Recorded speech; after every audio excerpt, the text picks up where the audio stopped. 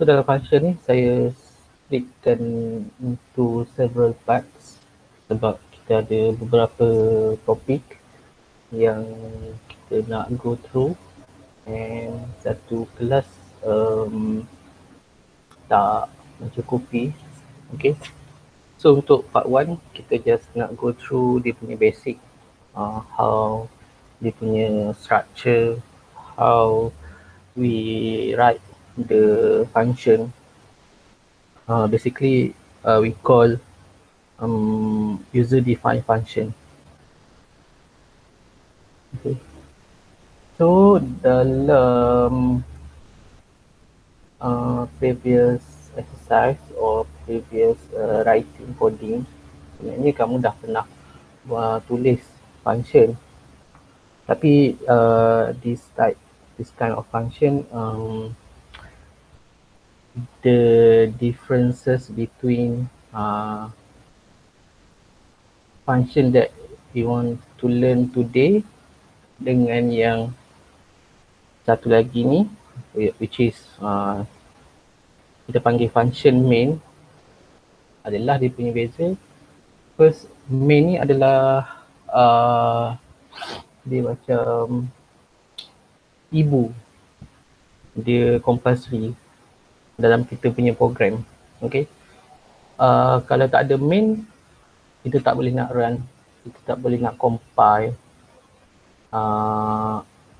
kita punya program lah. Okay. And kita punya user define function boleh ada banyak, main ada satu saja dalam kita punya program.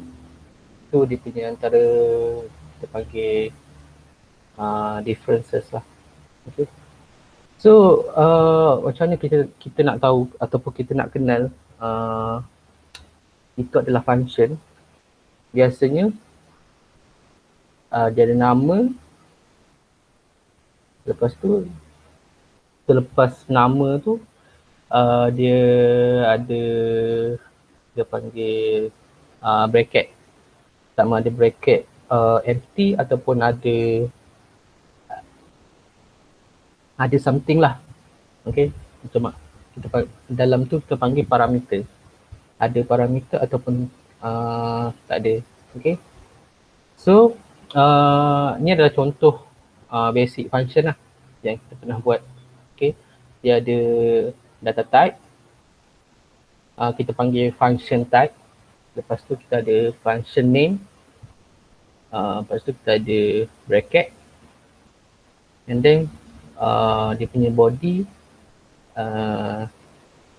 dia pakai curly bracket. Okay. Dia sama juga macam if else, dia sama juga macam looping. Dia punya body using curly bracket symbol. Okay. So ni adalah contoh structure function. Okay.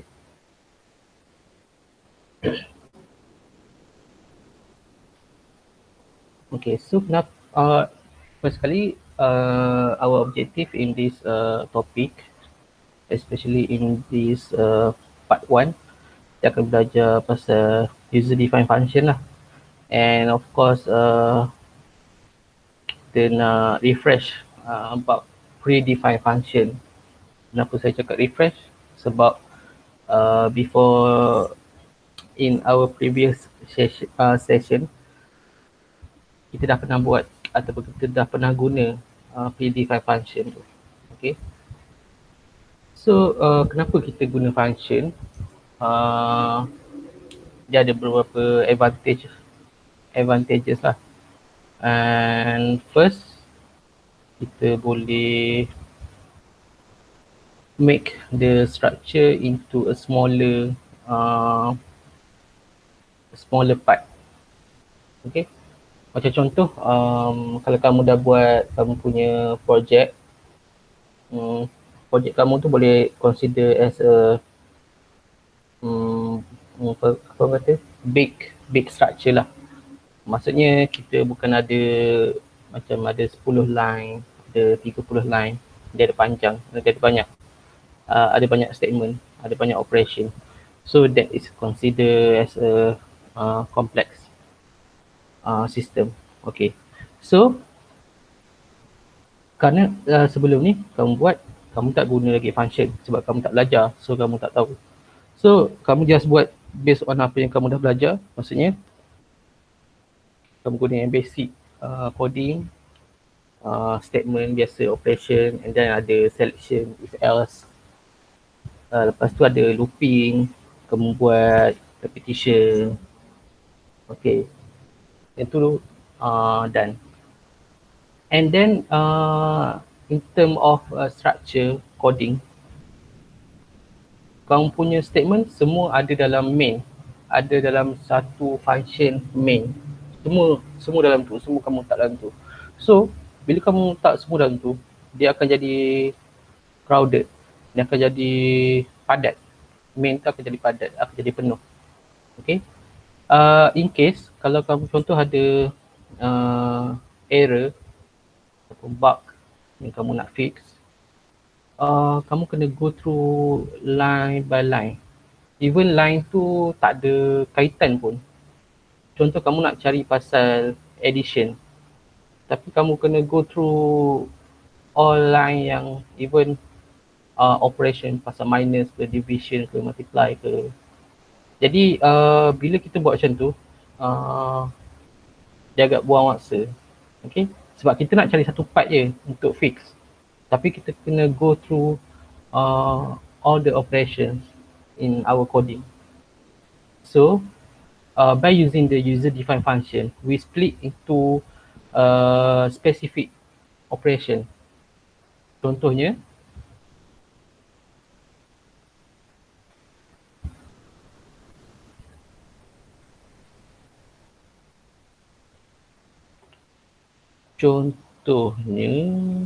hmm,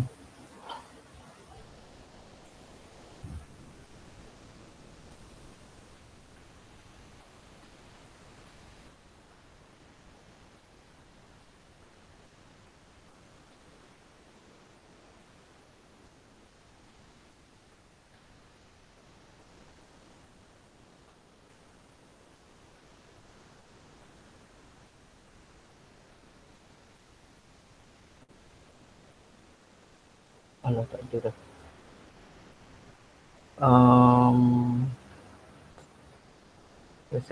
Saya tulis sekejap.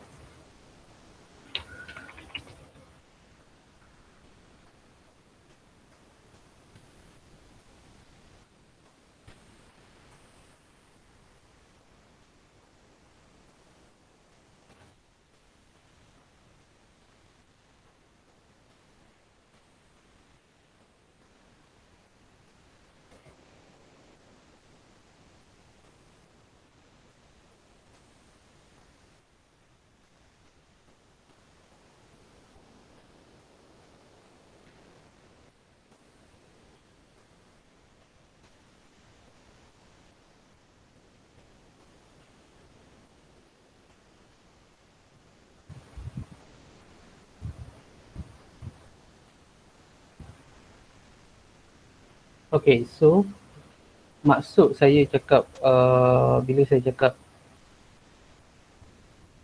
kita buat coding kita dalam satu, kita letak kita punya operation tu dalam satu tempat. So ini yang maksudnya kalau sebelum ni dalam main kamu ada banyak operation, contoh kamu ada tambah, tolak, darab, bahagi, semua kamu letak dalam dalam main. Tapi bila kamu nak cari error ataupun kamu nak pergi dekat satu-satu part, dia agak susah. Sebab kamu nak kena go through satu-satu. Compare tu, bila kamu tulis, kamu letak setiap operation tu dekat tempat masing-masing. Maksudnya kalau tambah dekat sini, dekat atas. Kalau minus dekat bawah. Darab dekat situ. Division dekat sana. So bila kita nak pergi balik, bila kita nak cari balik certain operation yang kita nak, contoh kita nak multiply je. Kita nak cari multiply, kita nak edit, tapi kita nak buat changes dekat multiply. So kita tak perlu cari dekat main kena go through satu-satu line, nak cari mana multiply sebab kita dah tak ingat. Okay, for example, and dia agak buang masa lah dekat situ. Compare tu bila kita dah asingkan dia punya operation tu by function. Okay, so bila kita nak cari tu senang lah. Sebab yang pasal multiply semua ada dekat function multiply. Okay, yang pasal minus semua ada dekat function minus. So kita dah split ikut dia punya dia punya part, dia punya operation tu. Okay, so dia buat kita sebagai developer lebih senang untuk debug ataupun buat maintenance. And the second one is macam kamu punya project, kita buat dalam group, okay, around 3 to 4 members, and then of course you need to split your task. Okay, this is not one man show. Okay, semua kena ada contribution masing-masing dekat kamu punya project, kamu punya group. Okay, so the problem arise when you want to assign a task to different members. Okay, so kamu akan jadi macam mana nak divide task ni. Person A apa dia nak buat, person B apa dia nak buat. Jadi kamu jadi tak tahu nak buat macam mana, kamu nak split macam mana, nak split ikut apa. Okay, sebab biasanya kamu buat sebelum ni semua dalam main. Jadi maksudnya semua kena sekali lah kan. Sebelum kamu belajar topik function, kamu akan fikir macam tu. Okay. Oh, by the way, kalau ada soalan terus tanya jangan tanya dekat ujung-ujung. And then bila kamu nak split task dekat certain individu, kamu tak tahu macam nak split sebab coding is a single work. Okay, kita ada satu program je, satu sistem je kita nak develop, tapi ramai yang nak buat. So the easy way ataupun the suggested way is divide system by function, and then you assign each person with a different function lah. For example, add ni kamu assign person A. Okay.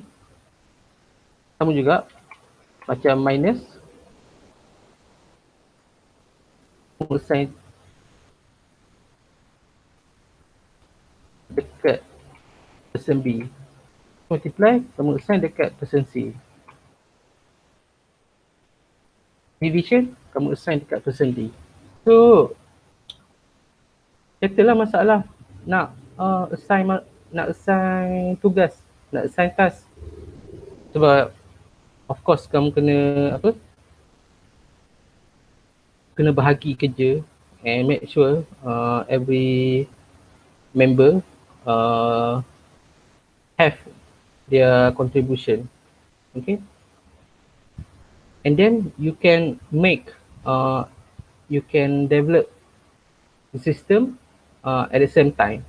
Maksudnya kamu tak perlu nak tunggu person A ataupun person B siap dulu. Kamu just buat kamu punya function and then submit to team leader ke apa ke untuk run dekat main program lah.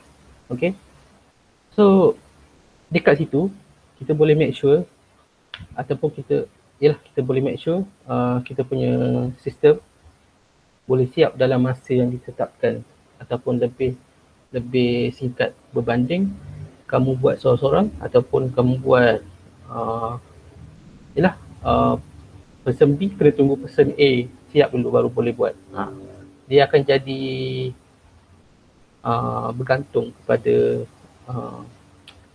other person. So tadi adalah dia punya advantages lah. Sir nak tanya, Ya. dekat dalam, kiranya dalam integer main tu, body dia, kita boleh letakkan integer add, minus semua tu lah. Yes. Maksudnya kena still ada lah integer main tu. Okay. Okay. Thank you, sir. Okay. And then macam saya cakap tadi, function ada dua jenis, predefined dengan user defined. User defined apa yang kita nak belajar hari ni. Predefined contohnya adalah predefined tu maksudnya function yang dah siap and kita user just guna. Maksudnya contoh dia macam kita nak kira square root ataupun kita nak kira power. So dekat atas sekali tu kita akan import ataupun kita akan include library CMath. Okay. And then bila nak guna, you just call dia punya nama. Contoh you nak kira square root. So you just panggil dia punya nama, sqrt, lepas tu bracket, and then followed by parameter lah, since dia minta apa value satu parameter. Okay, you just call macam tu je. Kamu tak tahu pun macam mana nak kira square root manually, secara manual macam mana nak kira square root tu, macam mana square root 3 dapat jawapan dia. Kamu tak fikir pun, kamu just call function square root, kamu see out, dah terus dapat jawapan, senang. Okay, tu predefined function. Okay, dia ada banyak lagi lah function yang predefined tu, macam-macam. Even see out, see in pun tu adalah salah satu predefined lah.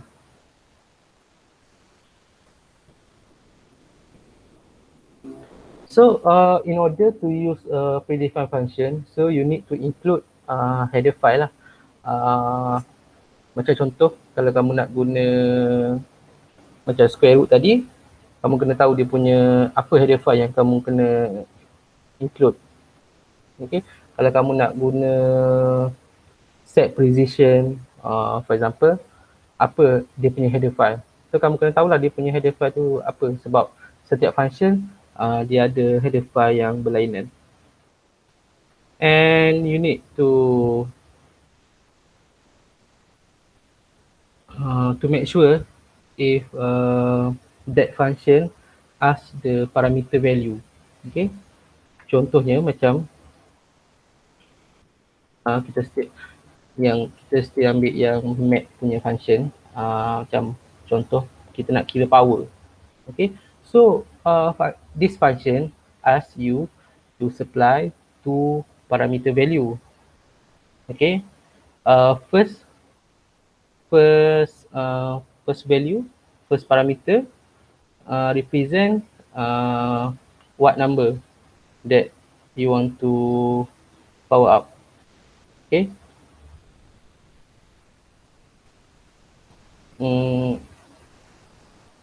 betul lah, nombor apa yang kamu nak kuasakan. Okay, and then the second parameter is second parameter tu dia punya kuasa yang nombor kecil dekat atas, tu second parameter. Jadi kalau kamu tak supply value tu, dua value ni, ataupun kamu just bagi satu je, this function cannot calculate correctly lah. Dia tak boleh bagi kamu jawapan yang betul. Sebab apa? Sebab dia tak dapat info yang cukup. Sebab kalau kamu nak kira nombor yang kuasa, kamu kena ada nombor dia punya base number dengan dia punya kuasa tu. Okay, tu dia punya requirement. Jadi kalau macam square root pula, square root dia ada satu parameter je, Sebab dia nak tahu nombor apa je. Dia tak perlukan detail lain, dia tak perlukan value lain in order to calculate square root value. Okay.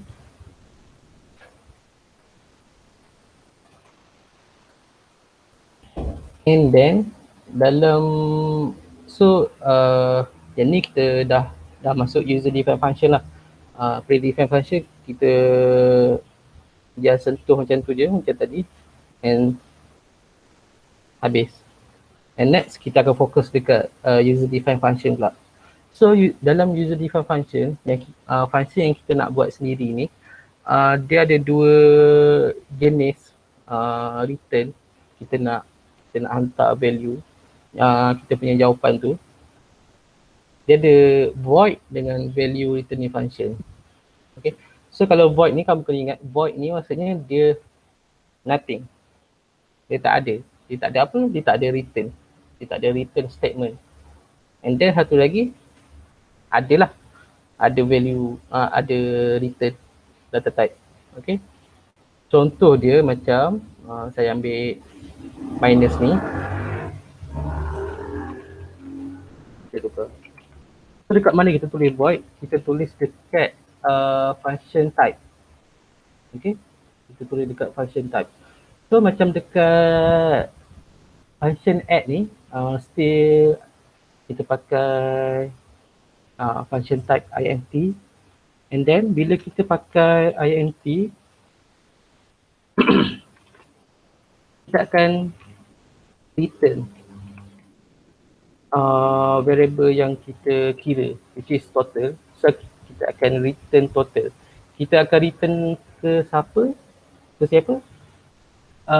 Ke caller. Macam kita sebelum ni guna predefined function. So kita guna, maksudnya kita adalah caller, kita yang panggil. So bila kamu guna square root, work behind, dia ada benda ni, dia ada this thing, dia ada this statement. Bila kamu panggil, dekat belakang tu dia tengah kira.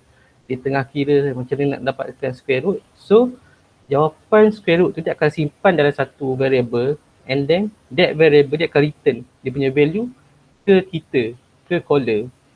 Okay, so caller ni biasanya kita call daripada main.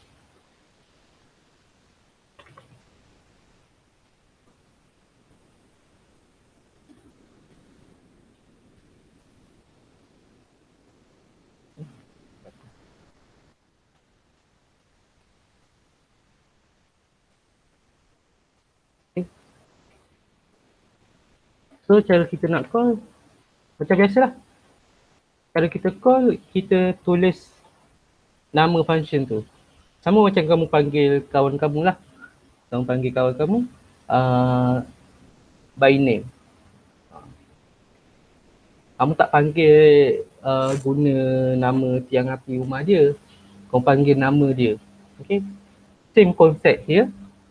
Kalau kamu nak panggil function, kamu panggil nama dia. Okay. And then you need to make sure that kalau dia ada minta parameter, so you need to give parameter lah, value lah. Okay. So kalau sini contoh dia saya tak letak lah. Tapi kalau saya letak,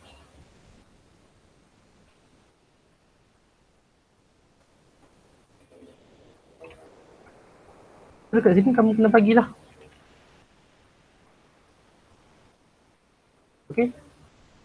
Tengok berapa banyak dia minta, berapa banyak tu kamu bagi. Okay. And then to create function, apa yang kamu perlu tahu, yang ni termasuk dengan predefined function lah. You need to include the correct header file. Macam tadi saya cakap, kalau nak guna function mat, kamu kena include library cmat lah. Know the name of the function.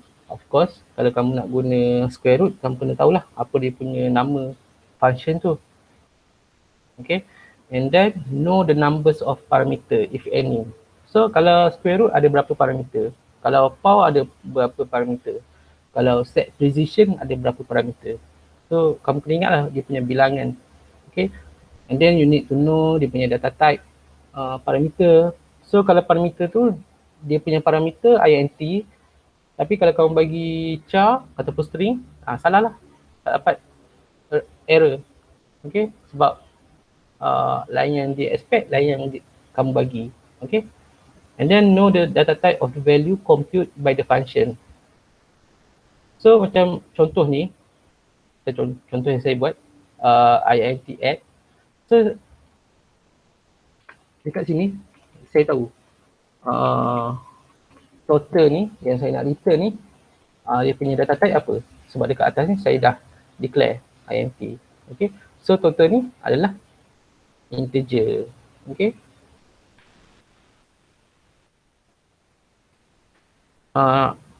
Jadi macam tadi, saya dah tunjuk dia punya syntax macam mana kamu nak tulis dia punya function. So first kali, kamu start dengan function type. Sama ada int ke, void ke, char ke, string ke, double ke, float ke, anything. Okay, and then followed by function name. So kamu kena tulis lah dia punya nama function tu. And then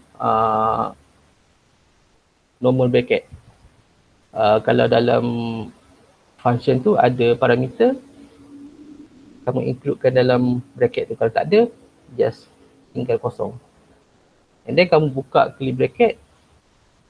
And then dalam curly bracket tu kamu buat kamu punya statement, kamu punya operation semua. Tu dia punya syntax ataupun dia punya structure.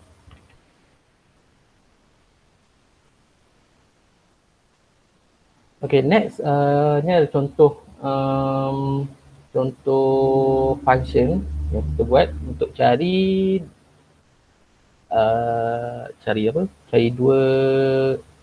cari maximum number between two numbers. Okay. So of course kalau kamu nak cari dua number yang paling besar, biasanya kita guna selection lah, if else. Okay. And in order to find maximum number, at least you need to have minimum two numbers. So kalau kamu tak ada number, macam mana kamu nak cari maximum kan? So dekat sini macam dia buat, dia punya statement, x, kalau x lebih besar ataupun sama dengan y, max assign to x. Max assign by x. Okay. Nilai max tu akan di-assign daripada x. Okay. And by the way, kalau kamu nak kira if else, this thing, you need to have value of x and y. Okay. So, dekat mana x dengan y ni dapat? Dekat atas ni. Dekat parameter ni. Okay. That's why dia minta, dia letak parameter sebab dia nak guna untuk dia punya operation, dia punya statement. Okay.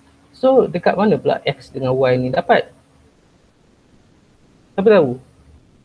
Siapa tahu dekat mana x dengan y ni dapat dia punya value? Siapa yang bagi?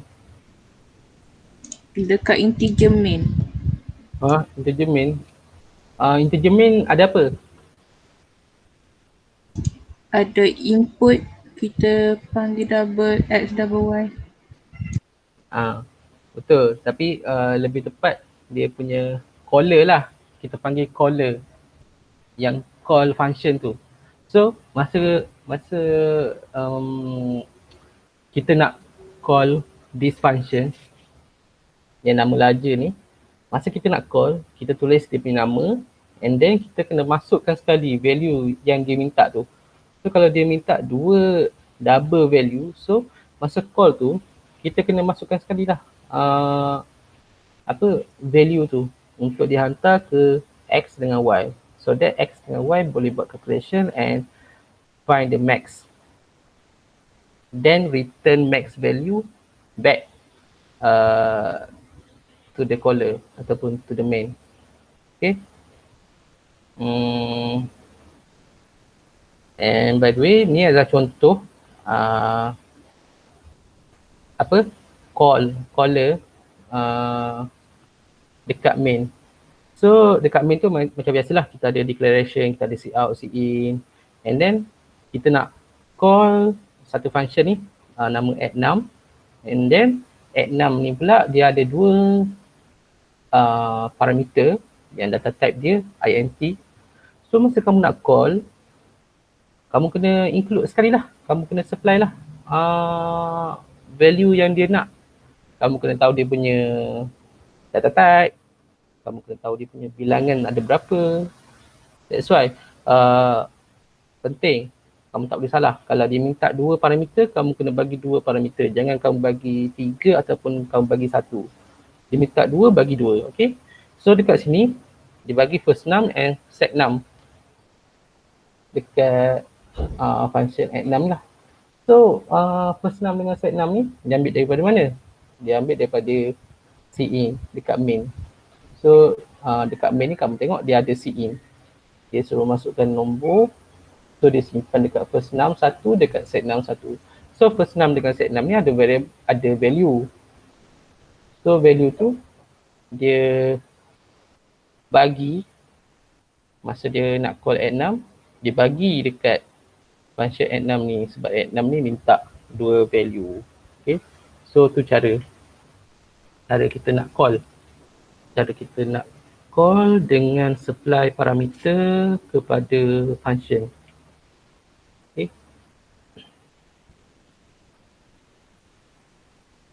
And this is example yang tadi yang nak cari larger. So macam Afika cakap tadi, dekat main kita bagi jawab, kita bagi value parameter. So dekat sini ada dua jenis cara. First, dia hardcode. Kita hardcodekan dia, kita just letak any kind of value dekat dalam bracket tu, dekat parameter tu. Kita letak 5 dengan 10. Kamu boleh ubahlah, kamu nak letak nombor 1 dengan 2 ke, 4 dengan 8 ke. Jangan letak A dengan B. Sebab apa? Sebab dia minta int.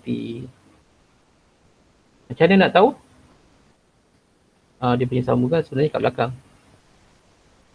So macam mana kita nak tahu apa yang kita patut bagi adalah dekat sini. Dia dah bagi tahu. Okay, saya nak double.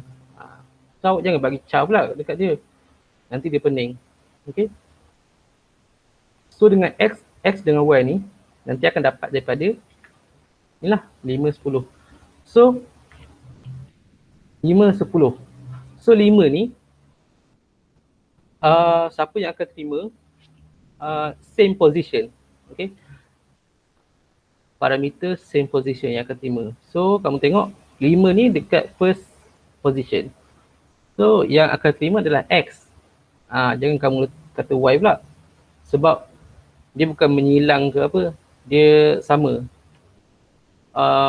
First position dekat sini akan ambil value daripada first position yang dihantar. Okay. So kalau 10 ni second position. So yang terima second position jugalah Y. Okay. And last slide. Flow of execution. Okay. So bila kita dah siap tulis kita punya code, then how actually compiler execute which line first. Okay. So macam saya cakap tadi, main tu dia macam wajib lah. Kalau tak ada main, tak boleh nak run. Okay. So macam biasa bila kita compile, kita run, dia akan masuk lah dekat kita punya code tu. Dia akan lalu line by line. Okay. Dia akan masuk include IO stream, using namespace macam biasa. Okay. And then lepas tu dia akan cari main. Dia akan cari sampai jumpa. Kalau tak jumpa, dia tak run. Dia tak nak run. Okay. Even kalau kamu letak larger ni dekat atas, mana? Atas sekali ni pun, lepas using namespace, dia tetap akan skip, dia tak akan masuk, dia akan cari main dulu. Okay. So main tu kena ada. So lepas dia jumpa main, dia akan masuk main. So dia baca line by line. Dia jumpa declaration, dia jumpa cout, and then dia jumpa macam function. Oh, bukan macam, memang function. Okay, so bila dia nampak, dia masuk line yang ada function, okay, and then apa dia buat? Dia baca, okay ni function, and then dia cari function. Dia cari function nama yang sama dengan bilangan param yang sama. Okay, dia cari, oh dia jumpa dekat sini, darjah duduk. Okay, so bila dia jumpa, dia tak pergi dekat EMDR, dia tak pergi dekat cout. Lepas dia masuk sini, dia terus lompat masuk sini. Dia jump ke function larger ni, dia baca dekat sini pula. Dia execute kawasan ni pula. So dia baca, lepas tu jumpa selection, okay. X, macam saya cakap tadi, X adalah 5, Y adalah 10. So dia akan baca, dia akan evaluate this statement. If X lebih besar ataupun sama dengan Y, return X. Tapi if ni salah sebab 5 lebih kecil, bukan lebih besar. So bila ni salah, automatic ni tak buat, dia skip pergi sini else. Okay, sebab kalau if S, dia salah satu saja. Kalau yang ni betul, yang ni automatic salah. Okay, since ni salah, ni skip, and automatic dia akan masuk sini. Bila dia masuk sini, dia akan execute this line lah, return Y. Maksudnya dia akan return 10. Once dia masuk dekat line yang ada return statement ni, macam ni, return, automatic this function terminated. Habis, dia terminate. Okay, so bila habis, function ni dia habis. Your program is not complete yet, it's not finished yet. Okay, so dia akan pergi mana? Lepas this line, dia akan patah balik dekat sini. Sebab ni last yang ditinggalkan tadi. Okay, tapi dia patah balik bukan tangan kosong. Dia patah balik dengan Y sebab dia return Y. Y tu apa? Y 10. So bila kamu run nanti, kamu akan dapat dia punya cout. The larger of 5 and 10 is 10. Okay, that's how compiler works. Dia main lompat-lompat, patah balik macam tu. Okay, and then macam biasalah dia akan pergi balik, dia akan run next statement lah. Okay, so benda yang sama juga, cuma beza dia adalah cara kamu supply value tu. Macam kat sini, kamu hard code value tu, kamu just letak number. Yang satu lagi, contoh, walaupun sama dua parameter, tapi kamu dapatkan 1 dengan 2 ni daripada user yang si in ni, maksud ni dekat sini, user yang si in 1, 2. So depend lah, kalau user masukkan 1 dan 2, so 1 dan 2 lah yang kamu hantar dekat sini. Okay, itu cara dia. Okay, and then kamu boleh try lah untuk tengok dia punya output. Okay, so untuk part 1 itu saja. Kita akan sambung untuk, dia tak habis lagi, ada banyak lagi.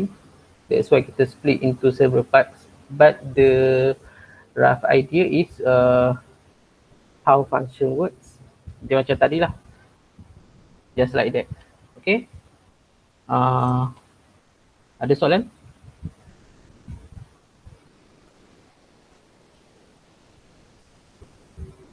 Setakat ni tak ada lagi. Tak ada lagi so kamu boleh buat lab exercise 7 yang saya bagi dekat kelas B tu. Kamu buat yang tu lah. Okay, untuk test kamu punya understanding pasal function. And then jangan lupa next week kamu punya progress project, you need to show me your progress. And then Dah tengok semua test? Sudah. Dah. Okey tak? KO. Quiz tadi pun KO juga, walaupun itulah, walaupun soalan direct je ataupun soalan tu dah banyak kali ditanya, and saya rasa ada yang soalan yang ada dalam ada dalam lab exercise, tapi mesti ada yang salah. Tak tahu kenapa.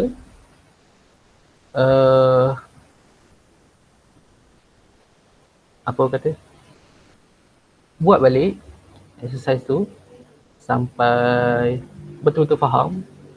Betul-betul faham tu maksudnya kamu dapat je soalan apa pun, soalan dia memang takkan sama, tapi jawapan dia sama je. Dia pusing-pusing situ je dia punya soalan. Dia punya structure soalan tu memang tak sama.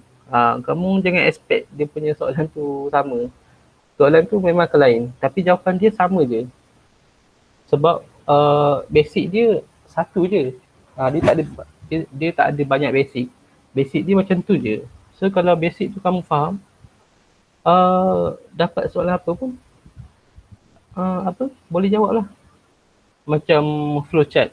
Flowchart kalau proses pakai simbol apa? Pakai bentuk apa?